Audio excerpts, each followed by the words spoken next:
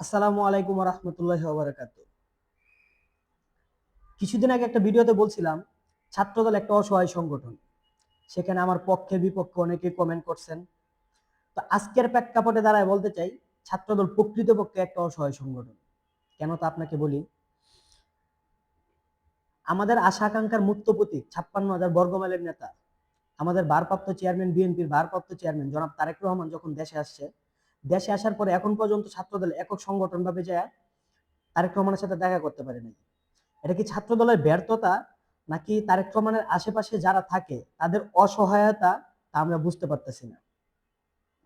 অপরদিকে আমাদের অপর অপর সংগঠন ছাত্র শিবির, তারা হয়তো এখন বলতে পারে যে আসলে ছাত্র শিবির সেখানে যায় নাই, সেখানে গেছে ডাকসুর নেতারা।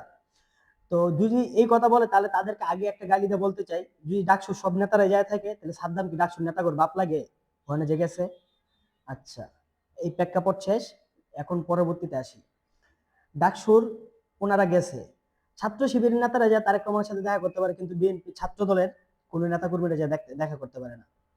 আবার ধরেন 5ই আগস্টের পরবর্তী সময় যখন বিএনপি তারপরে জামাত ইসলাম সবাইকে দাওয়াত দেওয়া হয়েছে বঙ্গভবনে, এই অন্তর্বর্তীকালীন সরকারের শপথ অনুষ্ঠানে, সেখানে কিন্তু বর্তমান শিবিরের সেক্রেটারি সিকবাতুল্লাহ সিকবা, তৎকালীন ঢাকা বিশ্ববিদ্যালয়ের ছাত্র শিবিরের সভাপতি সাদিক কাইম ভাইরা সেখানে উপস্থিত ছিল জামাতের পক্ষ থেকে।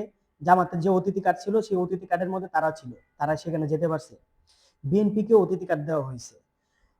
আমি জানতে চাই, এই জুলাই আগস্ট আন্দোলনে রক্ত দেওয়া ছাত্র দলের সভাপতি রাকিবুল ইসলাম রাকিব, নাসির উদ্দিন নাসির, আমানুল্লাহ আমান, আবু আফসান মোহাম্মদ ইয়াইয়া, শ্যামন মালুম ভাইরা কি যোগ্য ছিল না সেখানে যাওয়ার?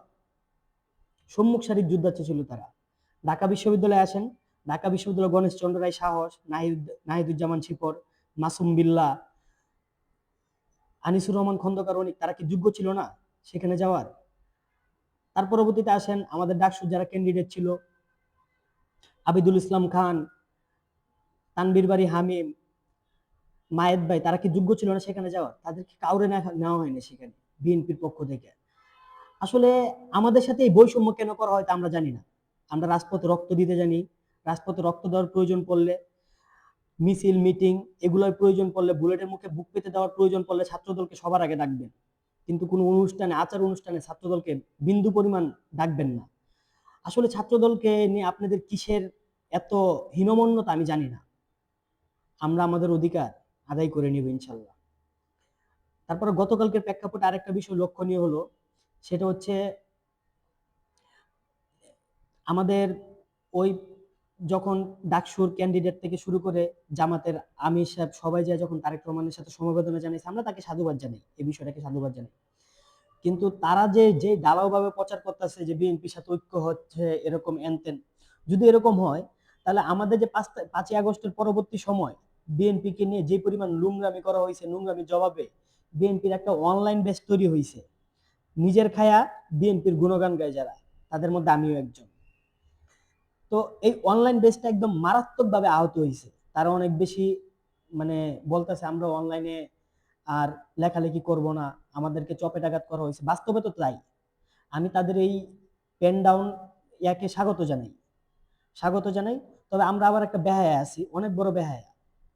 ধরেন আজকে বিএনপির নামে একটা প্রপাগান্ডা হইব, আমরা বিএনপির পক্ষে হইলে মনে আনতেন বলতেছি, ঠিকই যে আবার দৌড়ে আমরা লেখা শুরু করে দিব। এটা বাস্তব, এটা হয়ে আসতেছে, কিন্তু আমাদের বিন্দু পরিমাণ মূল্যায়ন করা হইতেছে না। আর কি বলবো আসলে, তারেক রহমানের আশেপাশে যারা আছে তাদের অসহায়তাই হয়তোবা আমাদের কাছে সবচেয়ে বেশি লক্ষণীয়। আরেকটা কথা বলি, এখানে তারেক রহমানের সাথে দেখা করতে গেছে যারা, তারা যেহেতু কিভাবে তারেক রহমানের সাথে দেখা করতে গেছে অথবা কিভাবে যাইতে পারছে, এটার জন্য অবশ্যই কারো না কারো মাধ্যমে যেতে পারছে, কোনো না কোনো পাস পাইছে। তো আমি বলতে চাই, বিএনপির মধ্যে অনেক গ্রুপিং আছে, অনেক গ্রুপ থাকতে পারে। এই গ্রুপিং এর ঠেলায় নিজেরা নিজেদের ক্ষতি করতেছি, কিন্তু দিন শেষে জামাতের একটা এজেন্ডা থাকতে পারে বিএনপির মাঝে, যারা অনেক বেশি অ্যাক্টিভ হয়ে যাচ্ছে।